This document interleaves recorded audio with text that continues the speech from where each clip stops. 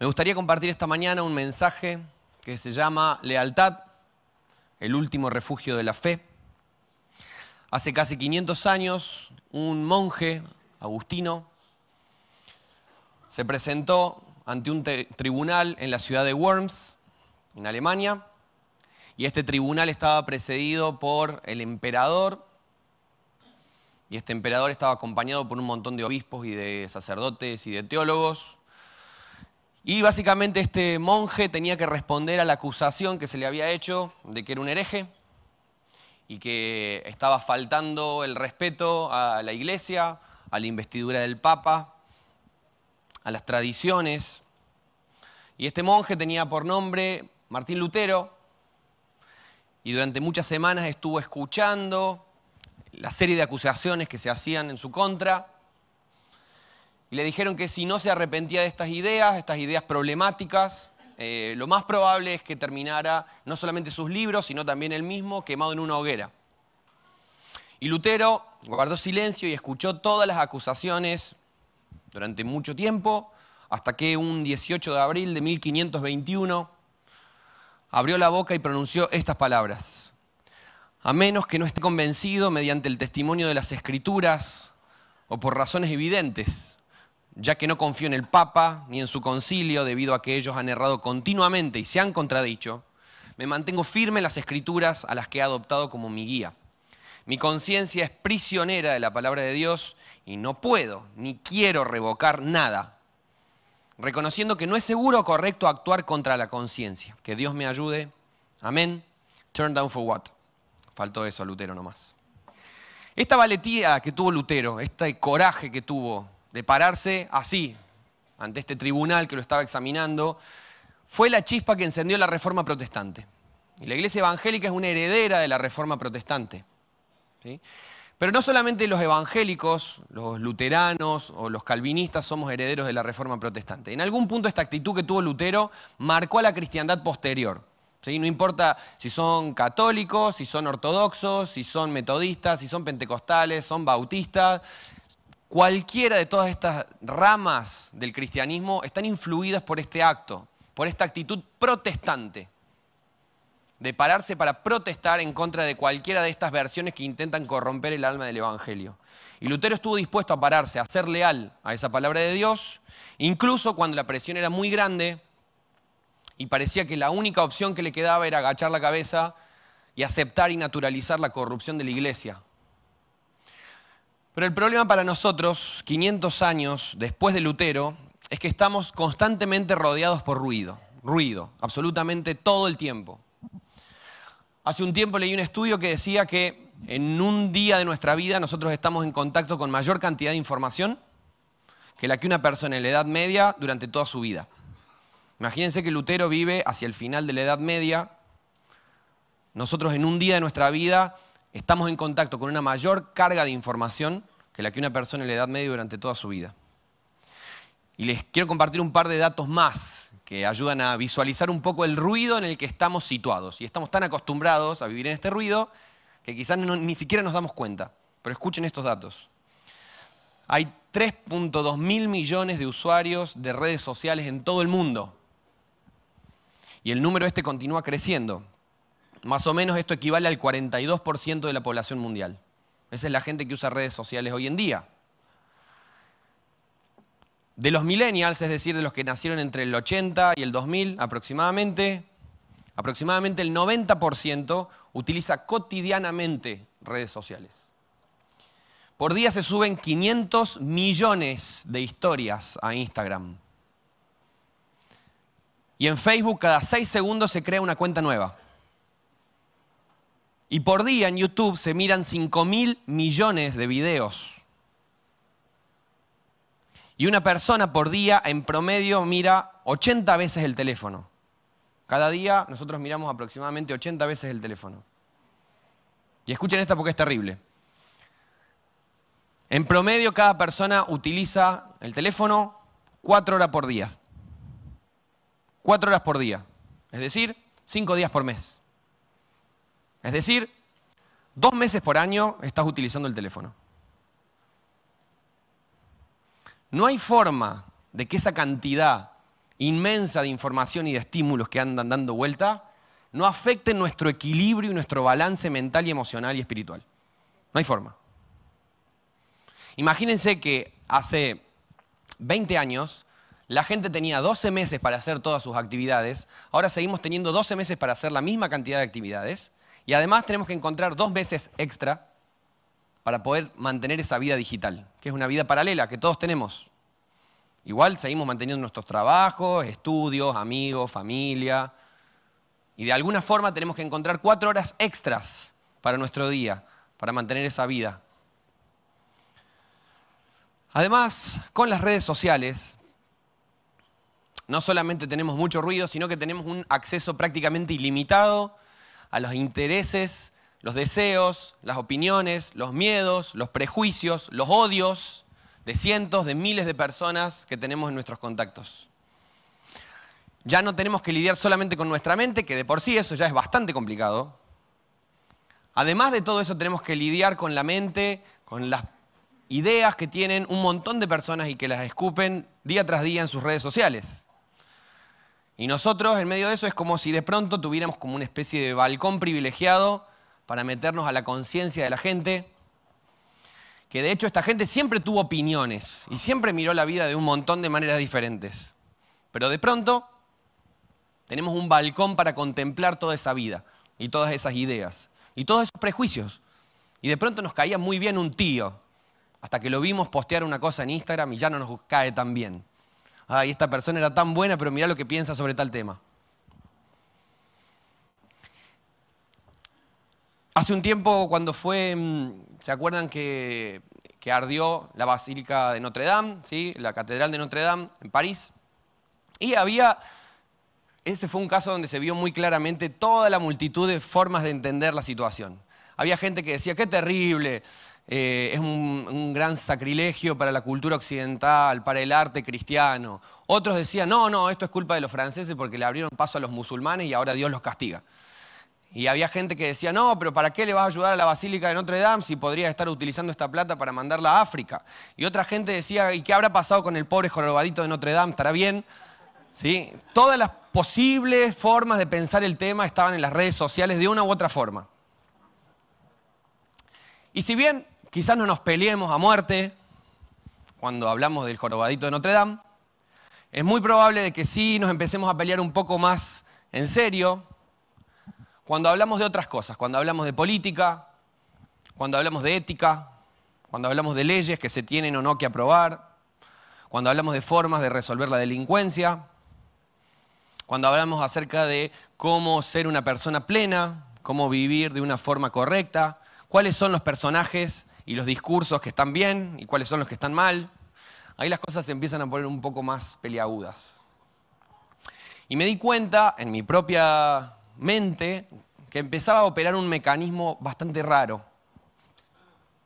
Porque tener esa tribuna constante que son las redes nos hace ser muy conscientes de la opinión pública. Y empezamos a ser cada vez más entendidos acerca de cuáles son las cosas que son cool y cuáles no son cool, cuáles son las ideas copadas y cuáles son las ideas retrógradas, qué está bien visto, qué es políticamente correcto y qué no. Y empezamos a vivir con la voz constante de la opinión de nuestros amigos, de nuestros compañeros de trabajo, de estudios, de nuestra familia. Y lo cierto es que cada uno de nosotros quiere ser querido, quiere ser amado. Nadie quiere perder prestigio. Y lo protegemos. Nos resistimos instintivamente al dolor. Nos resistimos a ser tratados como inferiores. Y todas esas voces que nos van acorralando, de pronto nos llevan a una situación extrema. Sentimos el viento que nos está pegando y nos encontramos ante esta situación, ante la disyuntiva de elegir una posición. Porque las voces que andan dando vueltas se van juntando, se van uniendo y van armando paquetes. Y pareciera que para resistir el viento y la tempestad es necesario agruparse, adoptar una bandera, adoptar un lema, adoptar un color, una posición, un eslogan. Porque lo cierto es que cuando nos atacan, es mucho más fácil sobrevivir en manada. Así que naturalmente somos gregarios y buscamos unirnos. Y para sobrevivir a los tiempos caóticos, muchas veces abrazamos causas que no son exactamente lo que queremos decir, pero más o menos es lo que está por ahí. Así que para que no nos lleve la corriente, abrazamos lo que más o menos se parece un poquito y hacemos una alianza con eso. Y nos comprometemos con esa bandera y con ese eslogan y con esa posición. Y de pronto empezamos a identificar incluso nuestra propia fe con esa posición. Y decimos, no, la persona que no piensa esto sobre este tema no puede ser cristiano. Un verdadero cristiano tiene esta forma de ver las cosas. Y empezamos a hacer una alianza indistinguible. Y ya ser cristiano deja de tener una cualidad única, especial, y se convierte simplemente en algo que está adjunto a otras ideas que se van armando en los debates de la época. Y pareciera que si no tomamos posiciones en medio de todos estos ruidos, nuestra fe se convierte en irrelevante. Así que esta alianza, este pacto que hacemos con las posiciones que hay dando vuelta en los debates sociales, se convierten en nuestro grito de batalla. Se convierten en nuestra bandera, en nuestra lealtad. Esto nos lleva a hacer alianzas que en el corto plazo parecen bastante positivas. Es decir, cuando las papas queman, cuando los vientos vienen fuerte, sentimos que si hacemos esta alianza vamos a sobrevivir al temporal. Pero lo cierto es que generalmente el precio de estas alianzas se percibe mejor en el largo plazo. En el corto plazo lo único que intentamos es sobrevivir, pero hay un caso que me parece paradigmático de la historia. La fe cristiana fue perseguida prácticamente desde sus inicios, en diferentes momentos, no siempre, no bajo todos los emperadores, pero fueron muy perseguidos los cristianos en los primeros 3 siglos. Sufrieron el martirio, muchos de ellos, castigos, persecución, perdieron sus propiedades. Y en esa situación la iglesia estaba clamando por una alternativa, que viniera alguien o que pasara algo para no seguir manteniendo ese estado. De pronto aparece un emperador llamado Constantino, y Constantino cambia la lógica de su relación con la iglesia. Y les dijo, bueno, no solamente que ahora no los voy a perseguir más, sino que a partir de ahora van a empezar a gozar de los privilegios del Estado romano. Y Constantino quitó templos a los cultos paganos y se los dio a la iglesia. Y Constantino empezó a dar ayudas económicas a los obispos y les dio posiciones en su gobierno. Y en ese momento muchos de los cristianos recibieron ese beneplácito del emperador y de los emperadores siguientes como una bendición de Dios. Dios está con nosotros. Pero no sabían esos cristianos que esa lealtad le iban a terminar pagando muy cara. Esa alianza que hicieron los cristianos con el Imperio Romano costó carísima, porque vino de la mano con lo que se llama el constantinismo, la alianza entre iglesia y Estado, en la cual la iglesia termina siendo utilizada por los poderes temporales para cumplir su propia misión.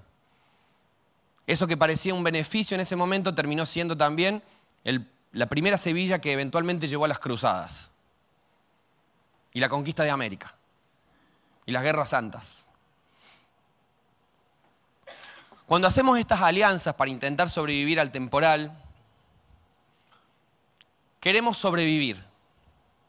No queremos que nos lleven puestas las presiones del momento. El tema es que cuando hacemos eso, muchas veces cristianismo se vuelve una palabra absolutamente vacía. Se vuelve un referente vacío, que cada uno lo va llenando con diferentes ideas que tienen que ver con otras cosas. Cristianismo deja de ser el eje central desde el que pensamos la vida y se convierte en un adjetivo que acompaña a otras causas. Y alguien dijo una vez que cristiano es uno de los mejores sustantivos, pero uno de los peores adjetivos. Cuando cristiano simplemente es un adjetivo que acompaña a otras cosas, pierde su cualidad particular. Tengo la impresión de que como iglesia, como cuerpo de Cristo, ante este vendaval que estamos viviendo en el siglo XXI, nos posicionamos muchas veces de tres formas, y creo que cada una de estas formas es bastante problemática. La primera es la retirada. Retirada es eso que hacemos cuando vivimos como si afuera no pasara nada. Nosotros le damos la espalda a la realidad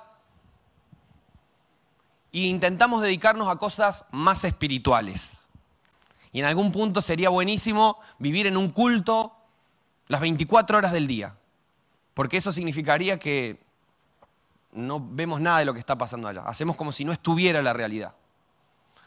Somos un poco como esos sacerdotes y místicos que se iban a vivir al desierto y en el desierto se quedaban para intentar protegerse de la contaminación de vivir en sociedad. Albert van der Hubel dijo que cuando hacemos eso, cuando le damos la espalda al mundo y nos metemos en cosas más espirituales, estamos haciendo a Cristo Señor de la iglesia y a Satanás Señor del mundo. Es como si intentáramos retener a Dios en los templos, cosa que es imposible, de hecho. Y es como si abandonáramos el mundo a Satanás, como si Cristo no fuera también Señor de las realidades temporales. En los tiempos de Jesús había un grupito que de hecho hacía esto. Quizás los conozcan por los rollos del Mar Muerto. Escucharon hablar de las cuevas de Qumran. Los grupos que vivían en esas cuevas, los que hicieron estos rollos, se llamaban esenios. Y los esenios eran gente muy, muy piadosa. Y que para evitar la contaminación de vivir en una sociedad tan corrompida, se iban a vivir al desierto y se alejaban de todo. Todos los días se bañaban varias veces porque querían purificarse. Era gente muy piadosa. Y sin embargo, Jesús no fue esenio. Podía serlo, pero no lo fue. La segunda de estas actitudes que veo en la iglesia muchas veces es la trinchera. Atrincherarnos es eso que hacemos cuando desde nuestro lugar de seguridad criticamos todo lo que está pasando ahí afuera. Criticamos y vemos todo lo que está sucediendo afuera como nuestro enemigo. Todo lo que está pasando ahora es nuestro enemigo. Nos encantaría que el mundo fuera como hace 20 o 30 o 50 o 100 años, cuando las cosas eran más fáciles, digamos. Entonces, para mantener nuestra trinchera, muchas veces lo que hacemos es hacer alianzas con movimientos más tradicionales, más conservadores. Porque de esa forma queremos volver al tiempo como era hace unos años, hace unas décadas. Y lo que pasa es que desde la seguridad de la trinchera miramos lo que está pasando en el mundo y obviamente que vamos a ver a la gente malherida porque estamos en una batalla. Y en cualquier batalla la gente que está en la trinchera está un poquito más entera que la gente que está allá afuera luchando. Y desde la seguridad de la trinchera es muy fácil ver los errores y las miserias de los demás. Pero debo decir que nadie que está luchando allá afuera se siente muy cómodo de estas críticas que vienen de la trinchera. Y generalmente nos dicen, si estamos tan rotos, ¿por qué no venís a ayudarnos? ¿Por qué no salís de la seguridad y venís a ayudarnos un poco? La tercera forma en la que creo que la iglesia se está acomodando a estos tiempos o dialogando con estos tiempos es la rendición. ¿Qué es la rendición? Es cuando simplemente decimos, ya está, levantemos los brazos, no podemos seguir sosteniendo ciertas cosas, no podemos seguir creyendo ciertas cosas, pronunciando ciertas verdades. El cristianismo tiene cosas muy buenas, pero ya no podemos seguir sosteniendo, no sé, que Cristo resucitó, la verdad, en la época de la tecnología, y ya está, no podemos seguir diciendo ciertas cosas. Se impone la dictadura de lo nuevo. Todo lo que es nuevo es bueno, todo lo que es viejo es malo, y entonces cuando hacemos alianzas con estas actitudes más progresistas, fácilmente empezamos a ver a todo lo conservador como el enemigo. Y empieza a generarse la idea de que si todo el mundo fuera más progresista, toda la sociedad llegaría a un nuevo estado casi parecido al reino de Dios, pareciera. La retirada, la trinchera y la rendición creo que son las tres actitudes más comunes de la iglesia en este tiempo. Y cualquiera de estas posiciones es más leal a su propio lugar en el mundo que a Cristo. Cuando intento escuchar todas estas voces que andan dando vueltas, sinceramente me abrumo bastante y me agarra muchísima ansiedad. Porque uno quisiera poder estar al tanto y poder posicionarse ante cada debate y ante cada complejidad ética con entereza cristiana. Y cuando intento hacerlo eso todo el tiempo, es muy fácil que me abrume y que siento que no puedo, que es demasiado para mí. Lo que me ayuda es seguir este consejo de Hebreos. Poner los ojos en Cristo, el autor y consumador de la fe. Así que quiero que intentemos ver un poquito cómo Jesús dialogaba con su época. Porque eso es lo que todos tenemos que hacer. Todos los cristianos, antes y después de nosotros, han tenido que dialogar con su época. ¿Sí? No somos seres ahistóricos, no somos seres distanciados que no vivimos en el tiempo. Por el contrario, cada uno de nosotros tiene que dialogar con su época. Así que me gustaría que veamos cómo Jesús dialogó con su época.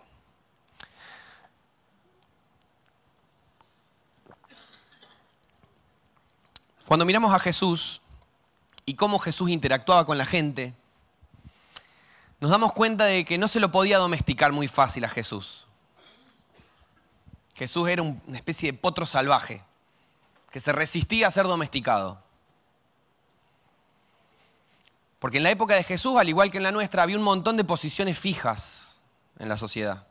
Había discursos claramente distinguidos unos de otros. Y Jesús era muy capaz y tenía una capacidad bastante particular de mostrar un amor inmenso por las personas y al mismo tiempo distanciarse de sus posiciones. Era una cosa muy particular. Generalmente nosotros expresamos nuestro amor y abrazamos posiciones. Jesús podía expresar muchísimo amor y al mismo tiempo distanciarse de las posiciones. Jesús, en primer lugar, no se parecía a uno de los grupos más conocidos y que aparecen más en los evangelios, que son los fariseos. Estos fariseos que llenaban las sinagogas era gente muy recta, que buscaba el seguimiento de la ley y el cumplimiento de las escrituras, pero eran muy duros, no tenían ningún tipo de misericordia. Y Jesús una y otra vez denunció la hipocresía de los fariseos. Denunció su doble moral. Decían una cosa pero hacían otra. Y sin embargo, aunque Jesús toma esta actitud crítica con los fariseos, no tenía ningún problema en juntarse a comer con ellos. Y de hecho, uno de los fariseos, un jefe de los fariseos llamado Nicodemo, en un momento hablando con Jesús, tomó conciencia de que tenía que nacer de vuelta. Jesús tampoco se parecía a otro grupo, los celotes. Los celotes eran fanáticos religiosos que querían destruir el imperio romano que los estaba aprisionando y vivir en una especie de teocracia. Eran guerrilleros, eran terroristas. Así que cuando podían mataban soldados porque querían que Israel fuera libre políticamente y querían que un Mesías surgiera que los llevaba a la guerra. Es lo que querían hacer quizás con Jesús, algunos. Levantar a Jesús, llevarlo a la guerra y vencer a los romanos.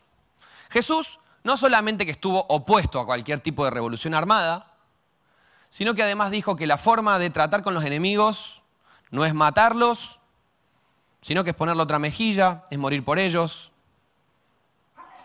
Y al mismo tiempo, ese Jesús que se distancia de la posición de los celotes, llama a uno de ellos, llamado Simón, a que sea uno de sus 12. Simón, el celote, el terrorista. Jesús tampoco se parecía a otro de los grupos claramente identificables en el Israel de su tiempo, los publicanos. Los publicanos eran traidores.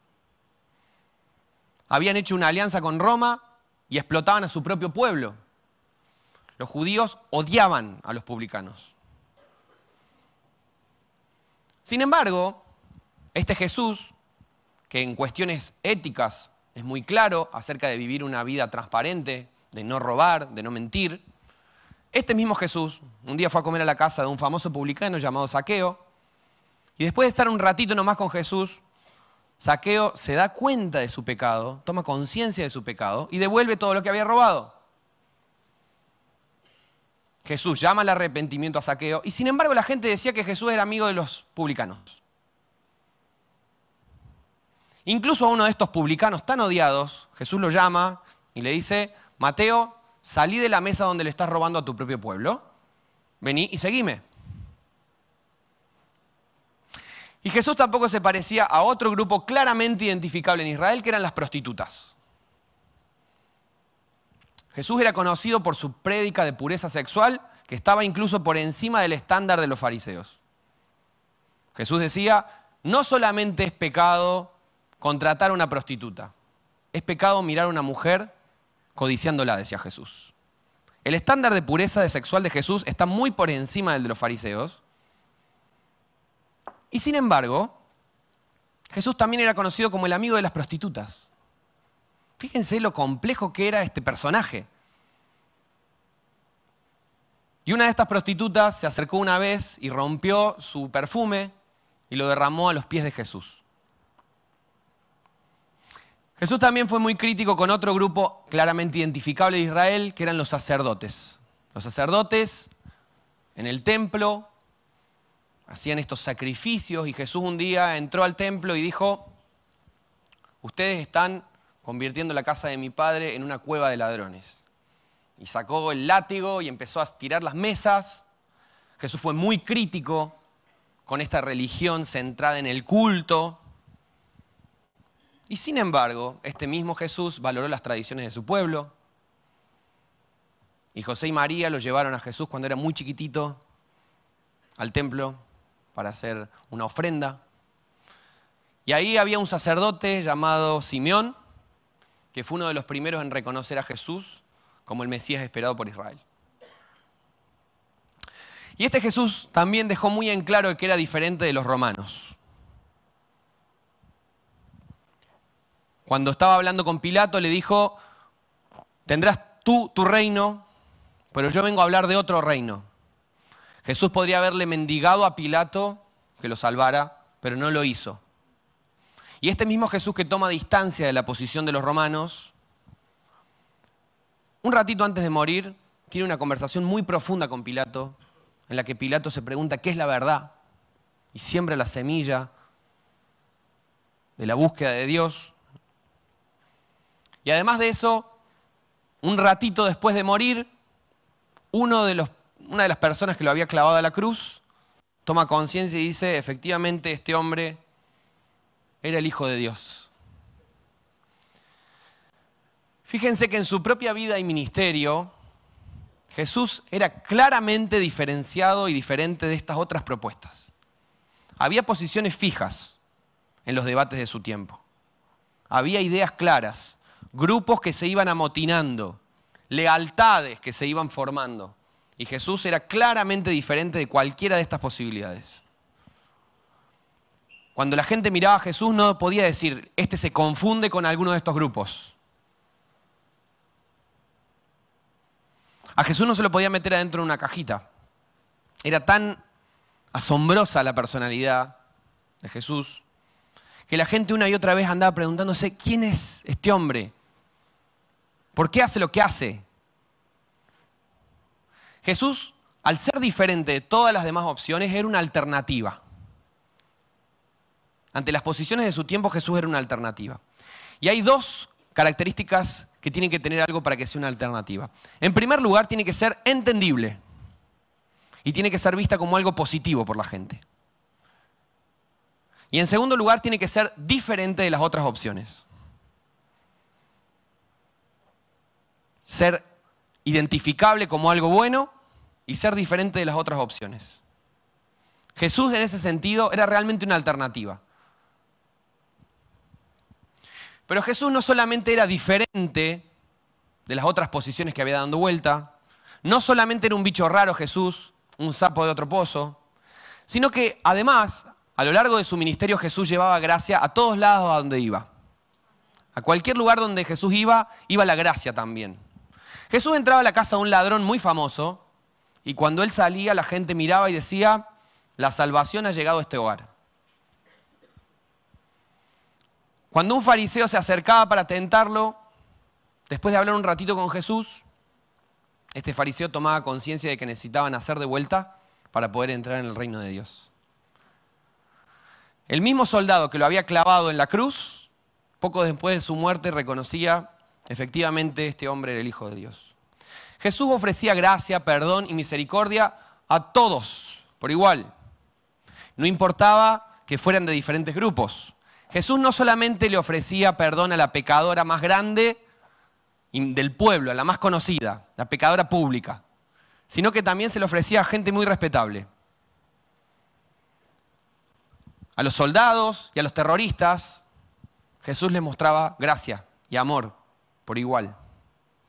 La gracia de Jesús no era tampoco una especie de tolerancia, como si no importara. No era una gracia barata, sino que era más bien una invitación a seguirlo.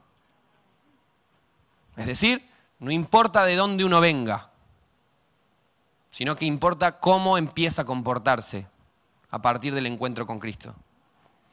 Y finalmente, ese ministerio tan raro que tuvo Jesús logró lo que ningún otro proyecto había logrado. Porque lo cierto es que los fariseos querían unir a Israel mediante un seguimiento estricto de la ley. Los sacerdotes querían unir a Israel mediante una centralidad del templo y los sacrificios. Los celotes querían unir a Israel mediante una revolución armada. Y los romanos querían unir a Israel mediante el poder del César y los ejércitos imperiales.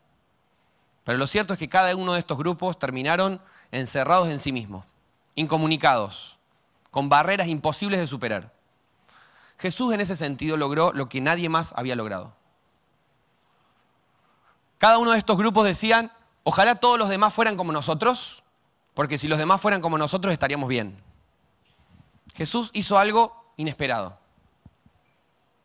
Jesús no solamente reconciliaba a la gente consigo mismo y con Dios, sino que tenía la increíble capacidad de ponerlos en contactos unos con otros. Jesús, cuando iba a comer a la casa de un fariseo, llevaba a un amigo publicano, porque sabía que no se llevaban muy bien. Así que no solamente el publicano y el fariseo se encontraban con Dios. Si querían estar con Dios, también tenían que encontrarse entre ellos. Cuando iba a la casa del sacerdote, Jesús ya que estaba invitaba a una amiga prostituta. Porque si querían estar en paz con el Padre, tenían que estar en paz con los hermanos también. El fruto de esa reconciliación que Jesús logró es el nacimiento de la iglesia. Por eso cuando leemos en Gálatas 3, Pablo tiene unas palabras que son esenciales para entender el misterio de la fe cristiana. Y esas palabras son, en Cristo no hay esclavo ni libre, gente que está opuesta, gente que estaría peleada naturalmente. No hay esclavo ni libre, no hay judío ni griego, no hay rico, no hay pobre, no hay hombre, mujer, porque todos somos unos en Cristo. Estas posiciones que nos daban antes identidad, cuando llegamos a los pies de la cruz, las dejamos y a partir de ese momento somos uno en Cristo. De pronto, en la iglesia, ya lo que me da identidad no es el hecho de que yo soy varón y que no soy mujer, o que soy latino y no soy europeo, o que soy pobre y no soy rico, o que soy de esta nación y no de esta otra, o que soy de este partido político y no de este otro. Lo que une la iglesia es que justamente somos un nuevo pueblo. Y de esto habla Pablo cuando en Efesios 2, 14 al 18 dice así: Cristo mismo nos ha traído la paz. Él unió a estos pueblos separados en un solo pueblo cuando por medio de su cuerpo en la cruz derribó el muro de hostilidad que nos separaba. Lo logró al poner fin al sistema de leyes, de mandamientos y ordenanzas, hizo la paz entre todos al crear de los dos grupos un nuevo pueblo en él. Cristo reconcilió a ambos grupos con Dios en un solo cuerpo por medio de su muerte en la cruz y la hostilidad que había entre nosotros quedó destruida. Cristo les trajo la buena noticia de paz tanto a ustedes como a nosotros. Ahora todos podemos tener acceso al Padre por medio del mismo Espíritu Santo, gracias a lo que Cristo hizo por nosotros. Acceso al Padre por medio del mismo Espíritu, gracias a lo que Cristo hizo por nosotros. La reconciliación, si va a ser con Dios, también tiene que ser con los demás. No existe tal cosa como una reconciliación vertical que no se extienda hacia los costados. Alternativa, gracia y reconciliación. Así fue el ministerio de Jesús. Era diferente de otras opciones y era visto como algo que valía la pena seguir. Llevaba amor, perdón y misericordia a donde fuera y al mismo tiempo hacía que los peleados se amigaran.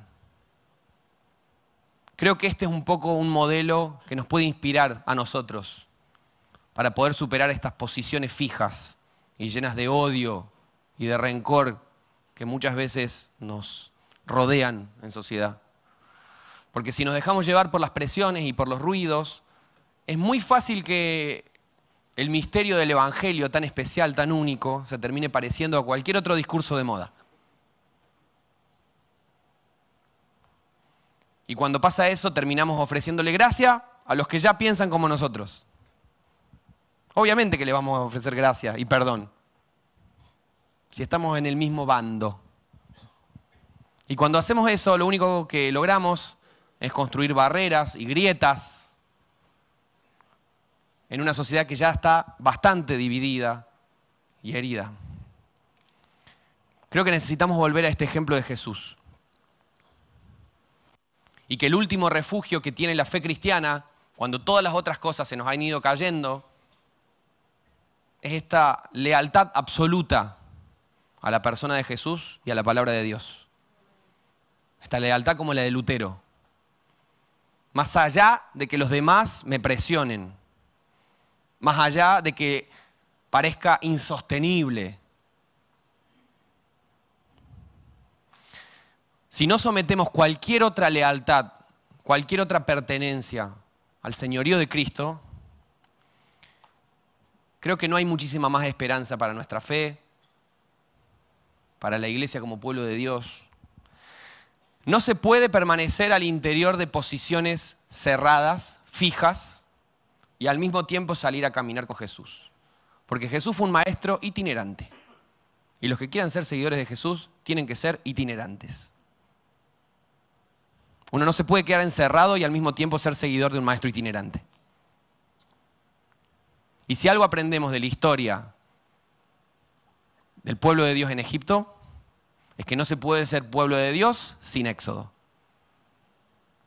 En tanto y en cuanto estamos fijos, tranquilos, seguros, no nos convertimos en pueblo de Dios.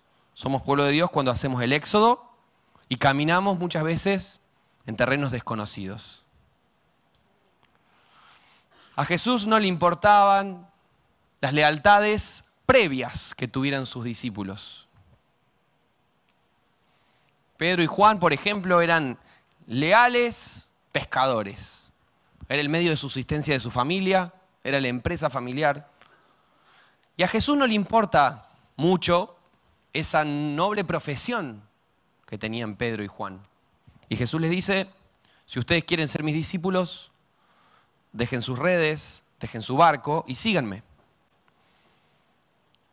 Lo que hacían Juan y Pedro era bastante noble, era bien visto, a diferencia, por ejemplo, de lo que hacía Mateo. Lo que hacía Mateo no estaba para nada bien visto.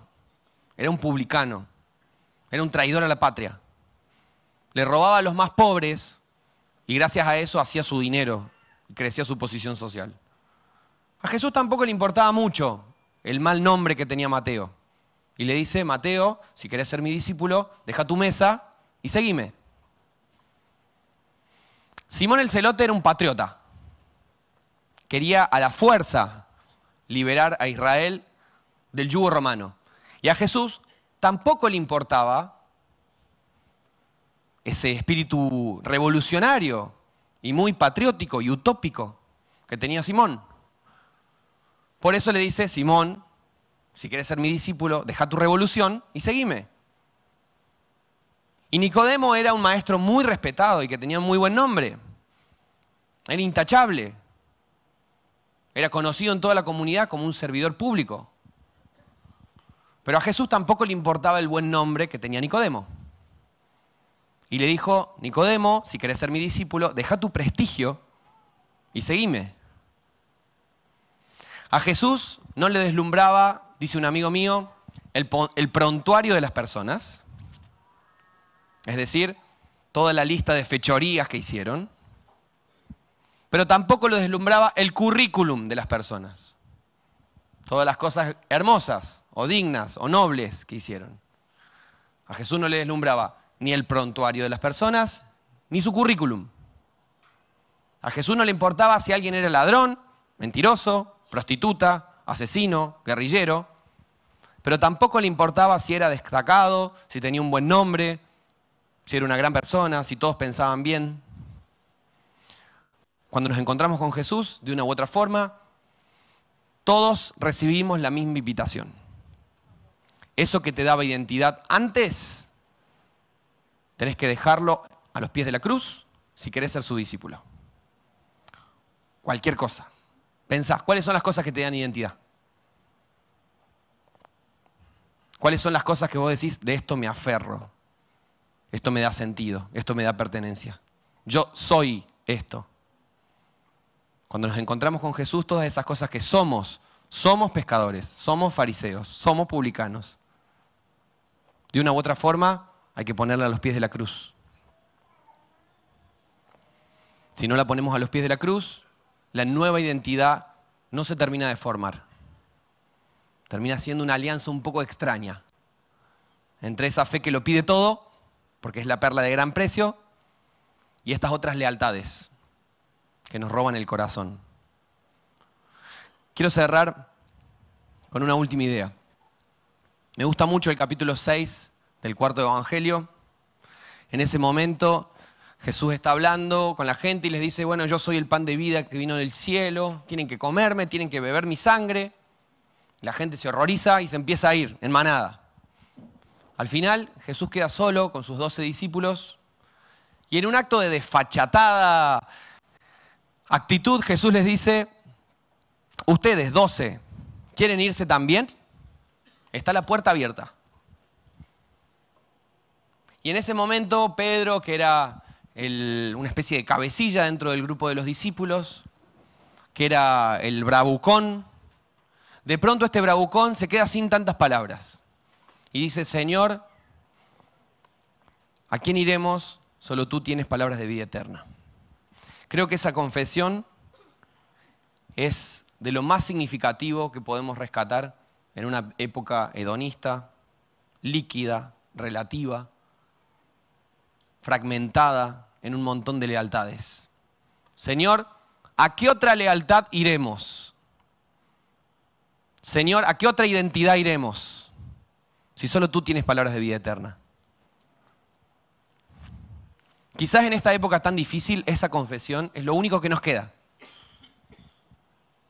Porque cuando se caen las instituciones, los imperios, los grandes relatos, todas las cosas en las que nosotros podríamos poner nuestra confianza porque funcionan, cuando todo se cae, lo único que nos queda flotando en el agua es la cruz. Y quizás en este tiempo de modernidad líquida, como dice Bauman, la única opción que nos queda es aprender a caminar sobre el agua. Reconocer que Jesús tiene palabras de vida eterna es descreer de cualquier otra promesa mesiánica y utópica, que pueden ser muy válidas y muy valiosas, pero es no hacer alianza con ninguna otra voz que no sea la del Evangelio y una absoluta lealtad a eso.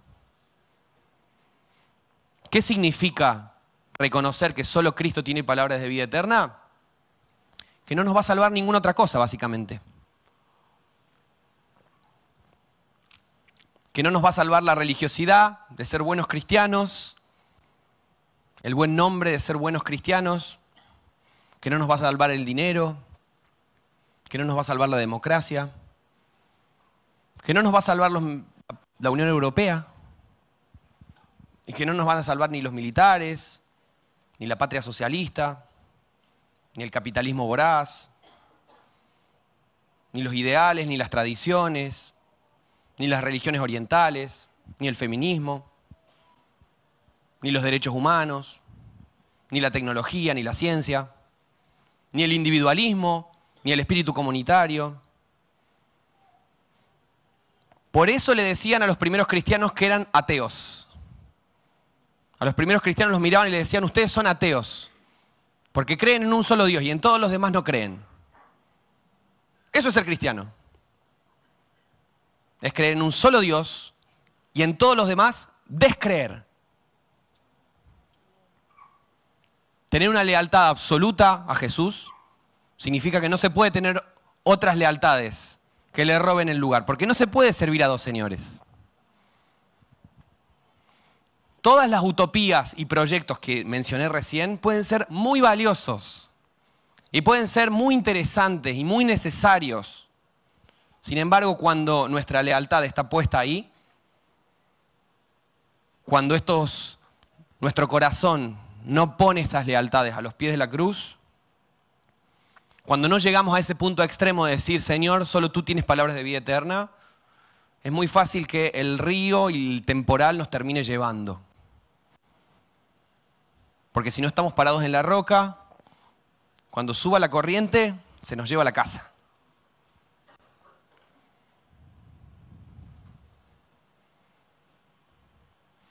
Ojalá que nosotros como discípulos del siglo XXI seamos lo suficientemente valientes para repetir este acto de valentía de Lutero, que dijo, me mantengo firme en las Escrituras, a las que he adoptado como mi guía. Mi conciencia es prisionera de la palabra de Dios. Hay una actitud paradójica en el ser cristianos, y es que cuando nos aferramos a nuestra libertad la perdemos. Pero cuando nos hacemos esclavos de Cristo, recuperamos por añadidura nuestra libertad.